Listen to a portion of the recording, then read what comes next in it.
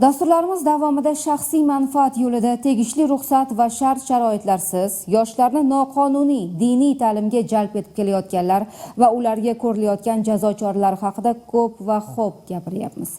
Biroq shunday bo'lsa-da, afsuski, hanuz ba'zi ota-onalar farzandlarini ana shunday shaxslar ixtiyoriga topshirishyapti.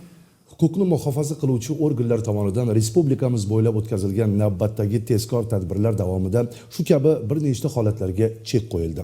Tafsilotlar navbatdagi reportajimizdan o'rin olgan.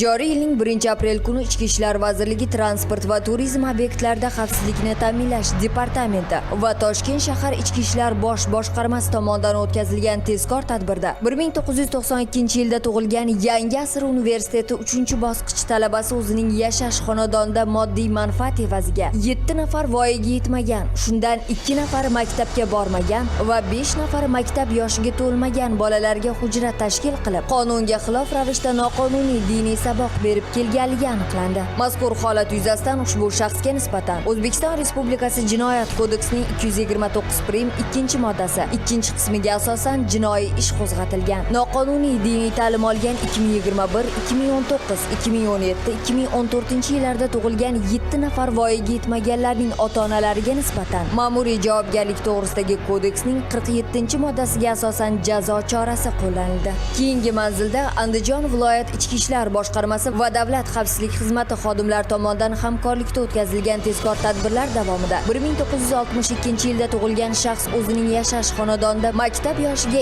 endigina yetgan va yetmagan 6-7 yoshli bolalarga moddiy manfaat evaziga noqonuniy diniy saboq berib kelayotganligi aniqlandi. Navbatdagi tezkor tadbir Namangan viloyatida davom ettirildi. 2006-yil Namangan viloyatida tug'ilgan fuqaro moddiy manfaat evaziga yashash xonadonida hujra tashkil qilgan. Unda maktabning boshlang'ich sinfida o'qiyotgan voyaga yetmagan bolalarga yotoq shaklida noqonuniy diniy ta'lim berib kelgan. Diniy adabiyotlardan foydalangan holda voyaga yetmagan bolalarga noqonuniy diniy ta'lim bergani uchun ushbu shaxsga nisbatan O'zbekiston Respublikasi Jinoyat kodeksining 229 prim 2-moddasi 2-qismi bilan jinoiy ish qo'zg'atildi.